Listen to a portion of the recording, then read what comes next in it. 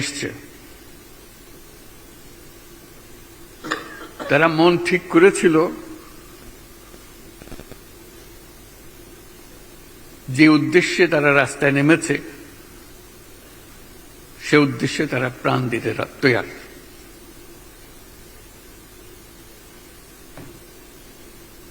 দুই বন্ধু একত্রে রওনা হয়েছে, তাদের মধ্যে হাসি ঠাট্টা আলাপ হচ্ছে, কে যাবে আজকে, কার প্রাণ যাবে।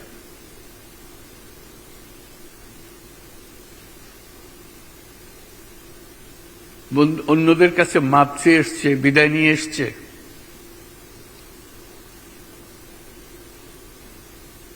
যে প্রাণ গেলে যাবে, যে লক্ষ্যটা রাস্তায় নেমেছে সে লক্ষ্য অর্জন করবেই। এই কাহিনী আপনারা কাগজে পড়েছেন, টেলিভিশনে দেখেছেন, ভিডিওতে দেখেছেন।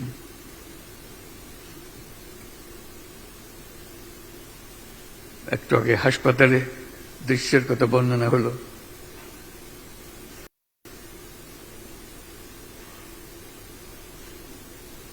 এটা সাধারণ একটা রাজনৈতিক আন্দোলন ছিল না,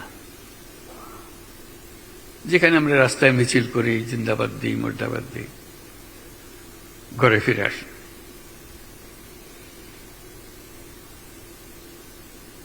এটা হলো জীবন পণ করে এই লক্ষ্যে আমি পৌঁছবই, না হওয়া পর্যন্ত আমরা জিরান দেব না। এবং তাদের লক্ষ্য ছিল কি, একটা নতুন বাংলাদেশ হবে, যে বাংলাদেশে তাদের জন্ম, যে বাংলাদেশে তাদের বেড়ে ওঠা, এটা অসহ্য হয়ে গেছে। এবং যে কারণে ছাত্ররা যখন প্রাণ দিচ্ছিল, সারা দেশের মানুষ তাদের পেছনে এসে দাঁড়িয়েছিল।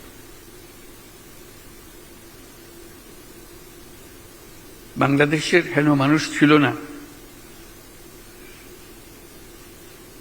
যারা তাদের প্রতি সমর্থন জানায় নাই। তাদের প্রাণের ফলে আমরা একটা নতুন সুযোগ পেলাম। আমি শুধু এই কথাটা জোর দেওয়ার জন্যই আপনাদের কাছে আসছি। এই সুযোগ না আসলে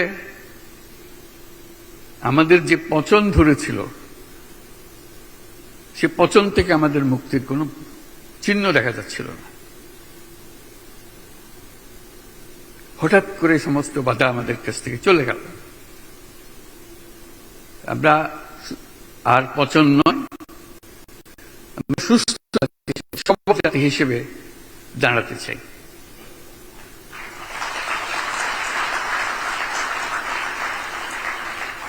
এবং আমরা পারি,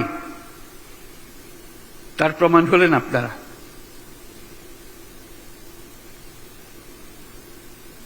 আপনাদের অনেকে এখন অনেকে এখানে আছেন যারা এখন ফার্স্ট জেনারেশন শিল্পপতি, অনেকে এখন সেকেন্ড জেনারেশন শিল্পপতি এসছেন।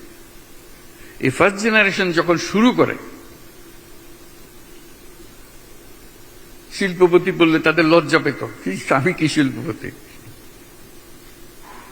মানে চিন্তাই করে না যে সে শিল্পপতি হবে একদিন। সাধারণ ঘরের ছেলে, সাধারণ ঘরের মানুষ, এটা দুঃসাহস নিয়ে নেমেছিল, অপরিচিত এক জগৎ। বাঙালির কপালে লেখা ছিল কেরানিগিরি করা। স্কুলে কলেজে লেখাপড়া করলে সে কেরানি হবে, তার সর্বোচ্চ আশা ছিল ডেপুটি হওয়া। তো সেখানে আজকে আপনারা যারা সামনে বসে আছেন, তারা বিশ্বমাপের উদ্যোক্তা।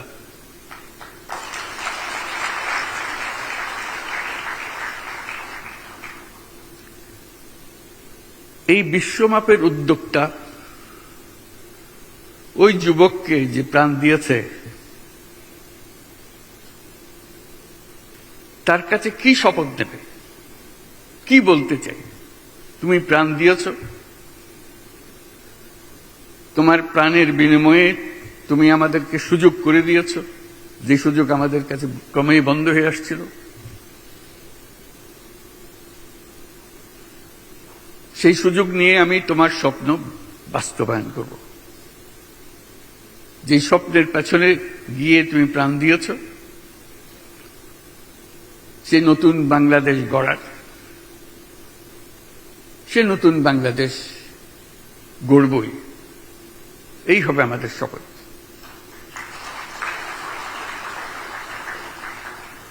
এই সুযোগ জাতির জীবনে বারে বারে আসে না। চিন্তা করে দেখুন, কি এই সুযোগ? সমস্ত কিছু থেকে আপনি মুক্ত। অতীত আপনাকে আর টানবে না। আপনি নতুনভাবে জন্মগ্রহণ করেছেন, নতুনভাবে অগ্রসর হবেন। নতুন করে যেই স্বপ্ন তারা আমাদের মনে জাগিয়ে দিয়েছে, সেটা যদি আপনার মনে রেখাপাত করে, তাহলে সেই স্বপ্ন পূরণে আপনিও শরীক হবেন। এটাই তো বিষয়। যে সুযোগ আর কখনো আসে কিনা জানি না, এই সুযোগকে যেন আমরা হারিয়ে না ফেলি।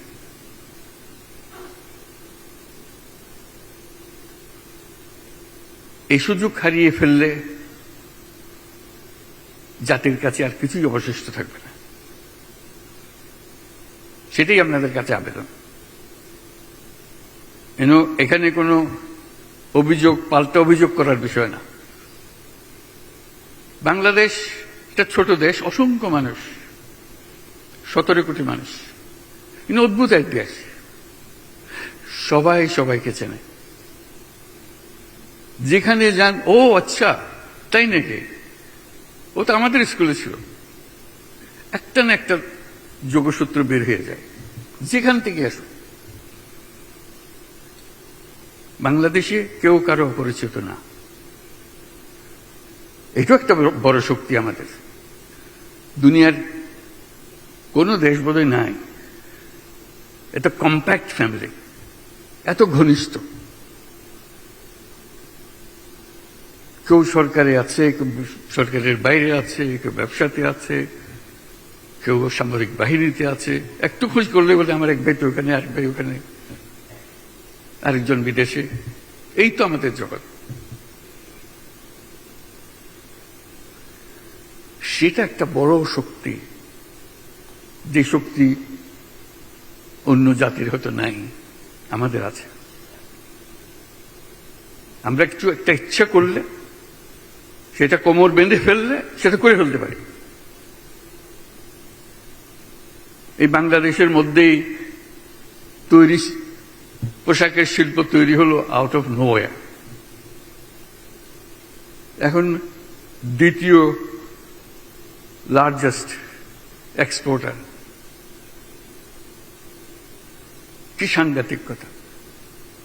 কোথার থেকে কোথায় এক জীবনে। বাংলাদেশে কত কি হলো, কিন্তু আমাদের শিল্প থেমে থাকেনি। বাধার কোনো সীমা নেই। ব্যবসা করা এটা মহাসংগ্রাম, কাজের না। সরকারের সঙ্গে মোকাবেলা করা, তার লোকজনের সঙ্গে মোকাবেলা করা।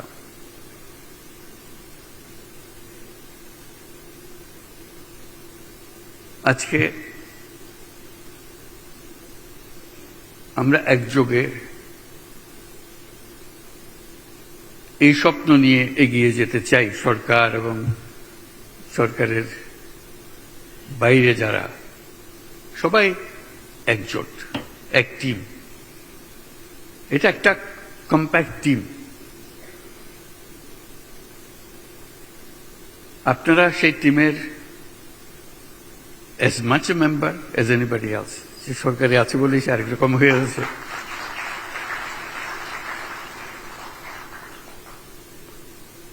কিছুদিন সময় আমরা সারা জীবন ধরে হবে কিনা জানি না, যে কোন সময় আমরা এই দায়িত্বে আছি, আমরা টিম হিসেবে কাজ করতে চাই, যাতে যে আজকে যে 2 নম্বরে আছি কি করে আমরা 1 নম্বর হব।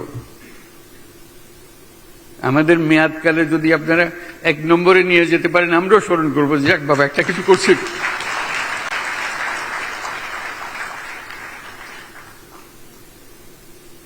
সব বিষয় আমরা জানি না, আমাদের অভিজ্ঞতা নাই, কিন্তু একযোগে কাজ করলে অভিজ্ঞতা তো এসে যাবে।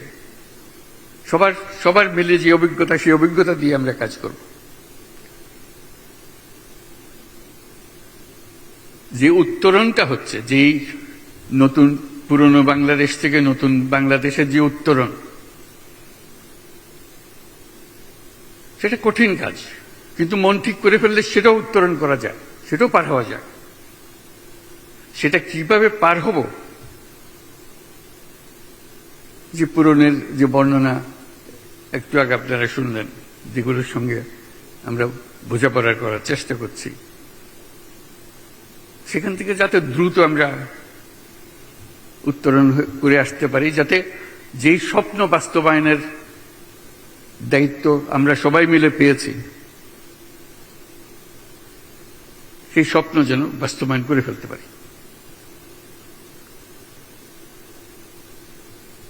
আমরা আজকে ধর্ণা দিই ব্যবসায়ীদের কাছে, যারা ইউরোপে আছে, আমেরিকাতে আছে, তাদের কাছে আমাদের ফরিয়াদ নিয়ে গিয়ে কি করতে হবে, কি করতে হবে। তারাও কৌতূহল নিয়ে দেখে আছে আমাদের এখানে কি হচ্ছে। তাদেরকে আমরা ডেকে আনতে পারি, এখানে আসুক, তোমরাও শরীক হও এর মধ্যে। আমাদেরকে সুযোগ দরকার, যাতে করে আমরা যেই পরিধিতে আছি সেই পরিধির উপরে আরো উপরে চলে যেতে পারি, এবং যে সমস্ত সুযোগ সুবিধা আমাদেরকে এখনো দাও নাই, বরং কথা হচ্ছে যদি আমরা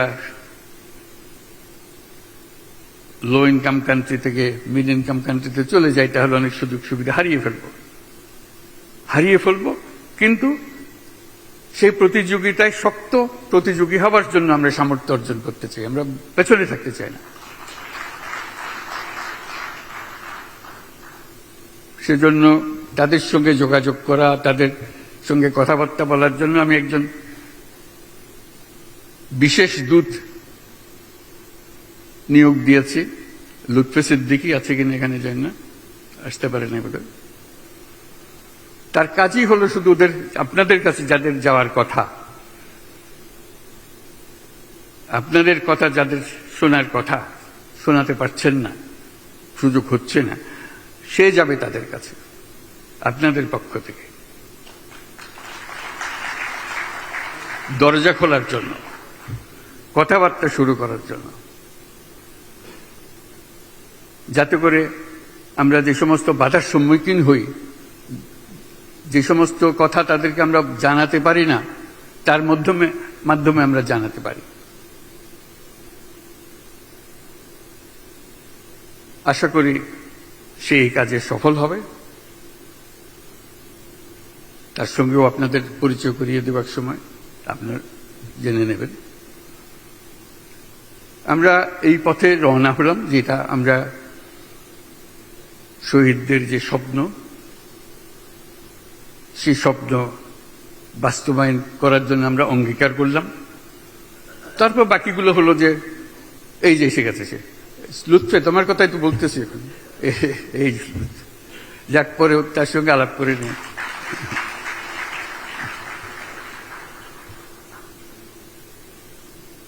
কাজে আমরা আলাপ আলোচনা করে সেগুলো সমাধা করা।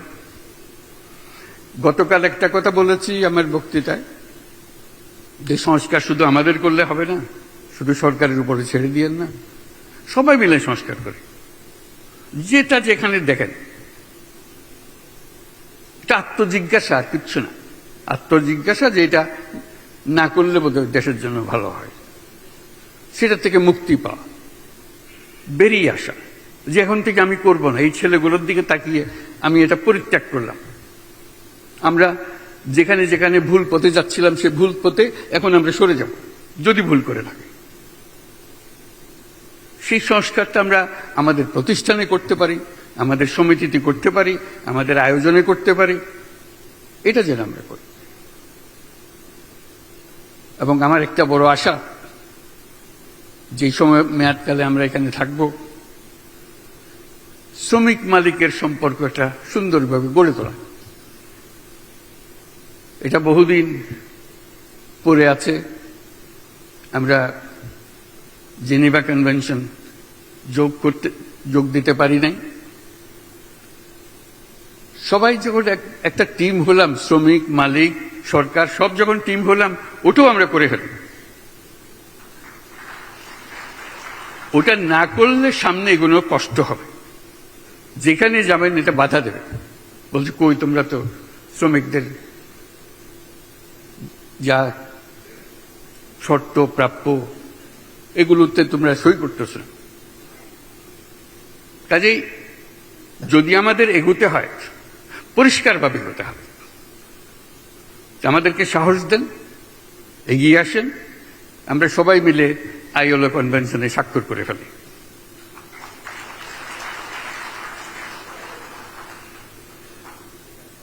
আমি এমনি আমার আগের ভূমিকায়, আগের জীবনে যেসব কথা বলতাম তার দুই একটা কথা এখন বলি, কাজে ক্রমেই বলবো আপনাদের কাছে। এটা শুনতে বাধ্য এরকম কিছু না। সামাজিক ব্যবসার কথা বলি আমি, অনেকে বুঝেছেন, অনেকে শুনেছেন। আমি যতদিন আছি আপনাদেরকে খালি উৎসাহিত করবো, সামাজিক ব্যবসা করেন। যা ব্যবসা করেন, টাকা পয়সা করেন, অসুবিধা নেই, পাশে একটা সামাজিক ব্যবসা করেন। কি জন্য করবেন? আপনার গ্রাম, আপনার থানা, আপনার উপজেলা, সেখানে মানুষের খাবার পানির যদি অভাব থাকে, আপনি একটা কাজ করবেন যাতে খাবার পানি মানুষে পায়, বিশুদ্ধ পানি পায়, চিকিৎসার সুযোগ পায়। সরকারের উপরে কেন ভরসা করে বসে থাকেন আর তার গালিগালাজ করেন? কিছু করে না। আপনি কি তার চাইতে কম? সেটাই আমার প্রশ্ন। কি আসে যায়? আমার এলাকার যতটুকু আপনি ইচ্ছা করেন, আপনার গ্রামে করতে পারেন, আপনার উপজেলায় করতে পারেন, আপনার জেলায় করতে, ভিন্ন জেলায়ও করতে পারেন, যেখানে আপনার ব্যবসা আছে, যেখানে আপনি কাজ করেন। সামাজিক ব্যবসাটা কি? এমন ব্যবসা যে স্বনির্ভরশীল, নিজের টাকায় নিজে চলতে পারে, কিন্তু তার থেকে কোনো মুনাফা আমি চাই না। এটুকু শুধু ব্যবসা। অন্য ব্যবসাতে আমি মুনাফা চাই, এই ব্যবসাতে আমি মুনাফা চাই না। আমি বিনিয়োগ করি, আমি আমার টাকা ফেরতও নিয়ে আসতে পারি, কিন্তু সে নিজের টাকায় নিজে চলবে। যেহেতু আমি উদ্যোক্তা, আমি জানি কি করে ব্যবসা করতে হয়, আরেকজন জানে না। সে সরকারি কর্মচারী, সে গিয়ে যে কাজ করে সেটা আমার পছন্দ হয় না। কাজে আমি নিজের মতো করে করবো, আনন্দ পাবো। যখন বাড়ি যাব, যখন আমার এলাকায় যাব, দেখবো যে হ্যাঁ তারা স্বাস্থ্যসেবা পাচ্ছে, একটা কিছু যেটা আপনার পছন্দ হয়। এনভায়রনমেন্টের হতে পারে, শিক্ষার ব্যবস্থা হতে পারে, কত রকম জিনিস আপনার সামনে আছে। শুধু কিছুটা টাকা আলাদা করে রেখে তো এটা আমার সামাজিক ব্যবসাতে বিনিয়োগ করব। এবং সামাজিক ব্যবসার মজা হচ্ছে, ওই টাকা আপনি যদি সফল হন, ওই টাকা আপনি ফেরত নিয়ে আসতে পারেন, ওই টাকা নিয়ে আসতে পারবেন। তারপর থেকে এক পয়সা আনবেন না, ওই ব্যবসা দিয়ে ব্যবসা চলবে। এবং সেটার জন্য তহবিল সৃষ্টি করতে পারেন। যারা সামাজিক ব্যবসা করতে চায়, আমি পারতেছি না, যারা সামাজিক ব্যবসা করতে চায় আমি বেছে বেছে তাকে বিনিয়োগ করব, করতে পারি। কাজে এই একটা জিনিস, ওই যে আমার পুরনো পেশার জিনিস বলতে থাকবো, যারা শোনেন শুনবেন, আমারও ভালো লাগবে যদি করতে পারি। বিদেশে অনেকে করে, বিদেশে বড় বড় ব্যবসায়ী আমাদের সঙ্গে সামাজিক ব্যবসা করে বাংলাদেশে এসে, শুনেছেন বলে ডাননের কথা, ইউনিক্লোর কথা, ইউনিক্লোর দোকান আপনারা দেখেছেন, সামাজিক ব্যবসা তারা এখানে এসে করছে, যেহেতু তারা উদ্বুদ্ধ হয়েছে। ওখান থেকে তারা এক পয়সা রোজগার করতে যায় না, এটা ওখানে চলবে। পানির ব্যবসা আছে, বিওলিয়ার পানির ব্যবসা এইখানে। কাজে আমাকে জিজ্ঞেস করো তোমার দেশের ব্যবসায়ীরা আসে না কেন? আমি যে আসবে, আসবে, সময় আসলে আসবে, সান্ত্বনা দিই। এবং সেটার জন্য একটা নতুন কথাও বলি সবসময়,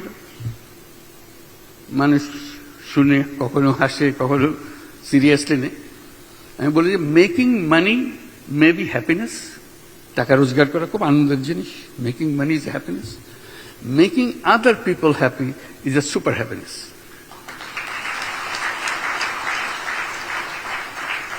এর চেয়ে বড় আনন্দ মানুষের আর কিছু হতে পারে না। তো সেই দিকে আপনাদেরকে দৃষ্টি আকর্ষণ করব। কিন্তু মূল লক্ষ্য, যে কটা দিন আমরা একসঙ্গে কাজ করতে পারি, এই নতুন বাংলাদেশের জন্য যা আছে তাই করব, যেন বলে যেতে পারি আমাদেরকে জীবনে এই দেশ আমাদেরকে একটা সুযোগ দিয়েছিল, আমরা সেই সুযোগ